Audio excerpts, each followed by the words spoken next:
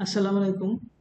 আজকে আমরা 2025 সালের এসএসসি পরীক্ষায় ফিজিক্সের একটি নৈর্ব্যক্তিক কোশ্চেন সমাধান করব। এরকম কোশ্চেন যে কোনো চাকরি পরীক্ষায়ও আসতে পারে, তো এটা কাজে লাগতে পারে আমাদের।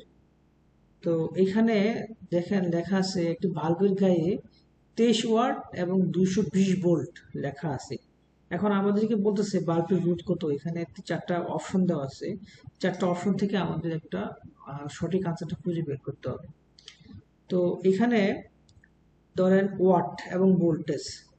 ওয়াটটা হচ্ছে যারা ফিজিক্সে পড়াশোনা করছেন, ফিজিক্সের চ্যাপ্টারটা পড়ছেন বৈদ্যুতিক পরিবহন, সেখানে দেখবেন যে ওয়াট হচ্ছে ভোল্টেজ এবং কারেন্টের গুণফলের সমান।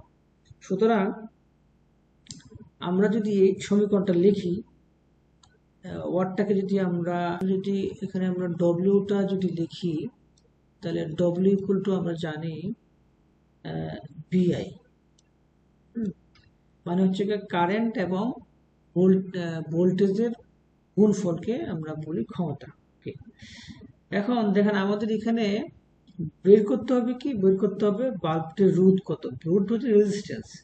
এখন আমরা জানি যে voltage is equal to I আর।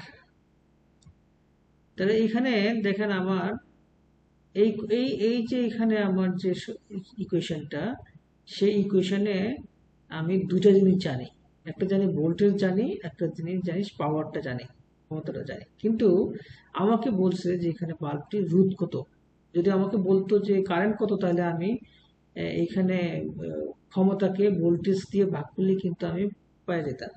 কিন্তু এখানে আমাকে বলছে ওম কত, তার মানে এটাকে আমি অন্য একটা সমীকরণ থেকে রোধের মাধ্যমে কনভার্ট করতে হবে। তাহলে এখানে দেখেন বাম পাশে আমরা যেহেতু জানি voltage equal to current into resistance, সুতরাং এখানে আমরা লিখতে পারি যে resistance equal to V by I. তাহলে অথবা আমি লিখতে পারি I equal to V by R. Okay, তাহলে এই যে আইটা আমি যদি এখানে নিয়ে আসি, তাহলে সমীকরণটা কি দাঁড়ায়, বি আয়ের জায়গায় লিখবো আমি বি বাই আর। ওকে, তাহলে দেখেন বি আর বি তে মিলে বি স্কোয়ার, তাহলে সমীকরণটা কি দাঁড়ায় B square by R. Okay, তাহলে এখানে আমার ছিল কি ক্ষমতা ওয়াট। তাহলে আমার দরকার হচ্ছে রেজিস্ট্যান্স, তাহলে রেজিস্ট্যান্সকে আমি ডব্লিউর জায়গায় নিয়ে আসি, ডব্লিউকে আমি আর এর জায়গায় নিয়ে আসি। তাহলে আমার সমীকরণটা যার দাঁড়ায় কি R equals to resistance equal to V square by watt W. এখন দেখেন আমি যদি এখান থেকে বি এর মানটা বসাবি, মনে করো 220, তাহলে 220 স্কোয়ার, আর নিচে ওয়াট মানে হচ্ছে আমার কত 23 ওয়াট। তাহলে আমি যদি এটাকে আহ, এটাকে যদি আমি ক্যালকুলেটরে ভাগ করি, তাহলে আমার কত আসে। তো চলেন আমি একটা ক্যালকুলেশন করে দেখাই। ক্যালকুলেটরে আমি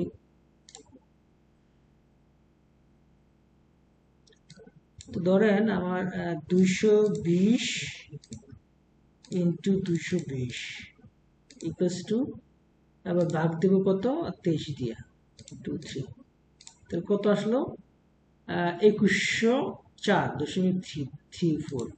তাহলে আমি এখানে লিখতে পারি কত 2104.34। আমার কোশ্চেনে আছে প্রথম ডিজিটের আনসার, তাহলে আমি এটাকে কনভার্ট করব ওয়ান ডিজিটে।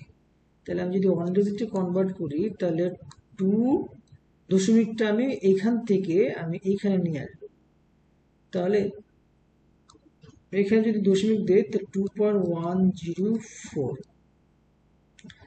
ইন্টু আমি যত পর আমি দশমিকটা বামে আনছি ততটা শূন্য আমাকে পাওয়ার দিতে হবে। তাহলে 10 টু দি পাওয়ার কত করে এলাম 1 2 3, তাহলে 3টা করে আমি নিয়ে আসলাম। ঠিক, এখন রেজিস্ট্যান্সের একক হচ্ছে ওহম, তাহলে আমি এখানে একটা ওহম দিয়ে দিলাম। তাহলে এইটা হচ্ছে আমার আনসার। এখন এটা কোনটার সাথে মিললো, এখন এটা আমার সাথে আমার ক নাম্বারের সাথে মিললো, তাহলে আমার আনসার হচ্ছে ক। তাহলে উত্তর হচ্ছে গা ক। আশা করি উত্তরটি হচ্ছে না।